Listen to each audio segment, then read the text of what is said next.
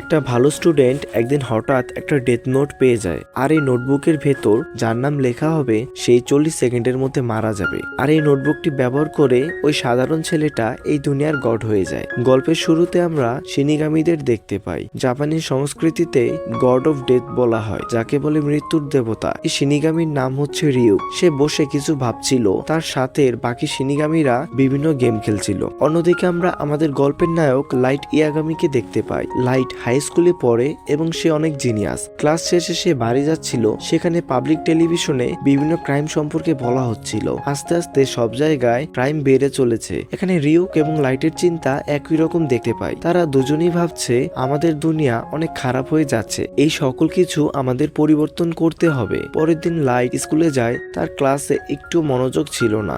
Light জানালা দিয়ে বাইরে তাকিয়েছিল, হঠাৎ সে খেয়াল করে আকাশ থেকে একটা নোটবুক তাদের স্কুলের মাঠে এসে পড়েছে। ক্লাস শেষে সে ওই নোটবুকটা দেখতে যায়। নোটবুকটা ঠিক একই জায়গায় পড়েছিল। যখন সে নোটবুকটা হাতে তুলে সেখানে দেখতে পায় ডেথ নোট লেখা। সে বইটা খুলে সেখানে লেখা ছিল, যার নাম এই বইতে লেখা হবে তাকে মরতে হবে। লাইট প্রথমে ভাবে এটা কিভাবে সম্ভব, হয়তো কেউ তার সাথে মজা করছে, তাই সে ওই বইটা সেখানে রেখে চলেই যাচ্ছিল। কিন্তু যাওয়ার সময় সে হঠাৎ ভাবে এরকমটা যদি সত্যি হয়, তাই সে বইটাকে নিজের ব্যাগে করে বাড়িতে নিয়ে যায়। বাড়িতে গিয়ে সে বইটা খুলে সেখানে লেখা ছিল, এই বইতে যার নাম লেখা হবে 40 সেকেন্ডের মধ্যে সে মারা যাবে, তার মৃত্যু হবে হার্ট অ্যাটাকে। কিন্তু যে মানুষটাকে মারতে চাও সেই মানুষটার নাম লেখার সাথে সাথে তার চেহারাটাও মনে করতে হবে, কারণ ওই একই নামের যদি অন্য কোনো লোক থাকে তাহলে সে মারা যাবে। এছাড়া শুধু হার্ট অ্যাটাক নয়, অ্যাক্সিডেন্ট অথবা যে কোনো রোগের মাধ্যমে মানুষকে মারা যাবে। তবে এরকমটা করার জন্য সেই লোকের নাম লিখে 6 মিনিট 40 সেকেন্ডের মধ্যে ডেসক্রাইব করতে হবে, যেমন তার সাথে কি রকম ঘটবে, তার মৃত্যু কিভাবে হবে, কোন তারিখে হবে, এইসব। এরপর লাইট ভাবতে থাকে এটা ট্রাই করে দেখলে কেমন হয়। তারপর লাইট একটা কলম নেয় এবং ডায়েরিতে একটা নাম লিখতে শুরু করে। তখনই ভাবে যদি এটা সত্যি হয় তাহলে তো আমি মার্ডার কেসে ফেসে যাব। ঠিক তখনই লাইট দেখতে পায় টিভিতে একটা ক্রিমিনাল অনেকগুলো স্টুডেন্ট আর টিচারদের একটা বিল্ডিং এ বন্দি করে রেখেছে।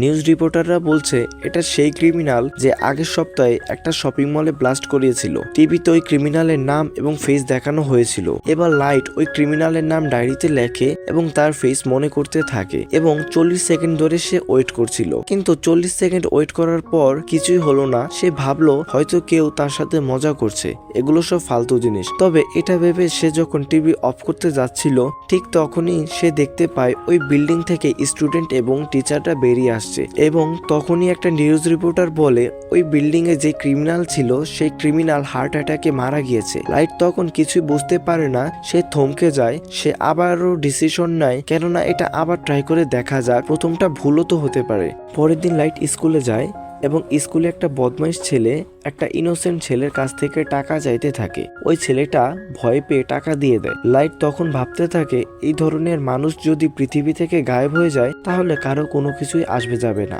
কিন্তু তারপরে ভাবে তাকে এরকম লোক মারা বন্ধ করতে হবে যে সকল লোককে সে চিনে।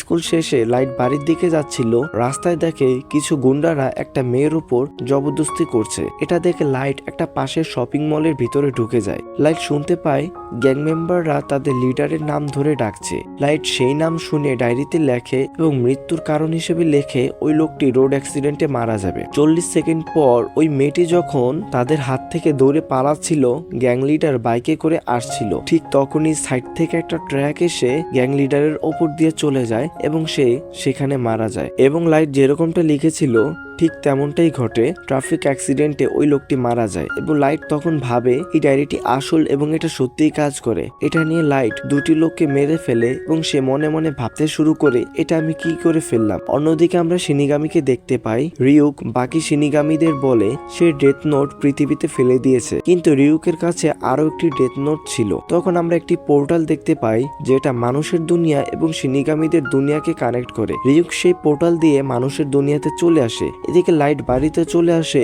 এবং নিজের মায়ের হাতে তার টেস্ট পেপারের রেজাল্ট দেয়, যেখানে সে ফার্স্ট হয়েছিল। এটা দেখে লাইটের মা অনেক খুশি হয় এবং লাইট তার রুমে চলে যায়। রুমে গিয়ে সে ডায়েরিটা পড়ছিল, তখনই রিউক তার রুমে চলে আসে। রিউককে দেখে লাইট ভয় পেয়ে নিচে পড়ে যায়। রিউক লাইটকে বলে, তুমি মনে হয় ডেথ নোটের ব্যাপারে জানো। তখন লাইট বলে, আমি জানতাম এটা কোনো সাধারণ বই না, এই বই ব্যবহার করার জন্য আমাকে কোনো কিছুর সম্মুখীন হতে হবে। রিউক দেখতে পায় লাইট ডায়েরিতে 5 দিনের মধ্যে অনেকগুলো নাম লিখে ফেলে। লাইট রিউককে বলে, তুমি কি আমাকে এখানে কোনো সাজা দিতে এসে? রিউক বলে, না ভাই, এটা এখন থেকে তোমার বই, এই বইয়ের উপর অধিকার শুধু তোমার, আর তুমি যদি এটা ব্যবহার করতে না চাও তাহলে এটা তুমি অন্য কাউকে দিতে পারো, তবে তার বদলে তোমার মেমোরি থেকে ডেথ নোটের ব্যাপারে সকল কিছু মুছে ফেলতে হবে। রিউক এবার লাইটকে জিজ্ঞেস করে, তুমি বাকি অপরাধীদের হার্ট অ্যাটাকের মাধ্যমে মেরেছো, কিন্তু একটা অপরাধীকে কেন রোড অ্যাক্সিডেন্টে মারলে? তখন লাইট বলে, যদি সকল লোককে একইভাবে মারি তাহলে মানুষ তাড়াতাড়ি বুঝে যাবে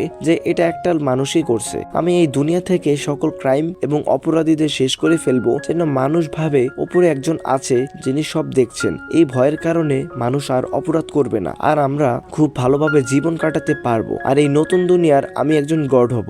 এটা শুনে রিউক অনেকটা এক্সাইটেড হয়ে যায় এবং বলে, ভাই এবার তো অনেক মজা হবে। আর এখানে প্রথম এপিসোডটা শেষ হয়, যেখানে লাইট নিজেকে এই নতুন দুনিয়ার গড বানাতে চায়। কিন্তু প্রশ্ন হলো, এত মানুষের রহস্যজনক মৃত্যু দেখে পুলিশ কি চুপ করে থাকবে, নাকি লাইটের সামনে আসবে তার থেকেও বেশি ভয়ঙ্কর? যেহেতু এটা সিরিজের প্রথম এপিসোড, তোমাদের যদি সাপোর্ট থাকে তাহলে নেক্সট ভিডিওগুলো আসবে, তাই একটু সাপোর্ট দিও। তো দেখা হচ্ছে পরবর্তী কোনো ভিডিওতে, ততক্ষণ অবধি ভালো থেকো।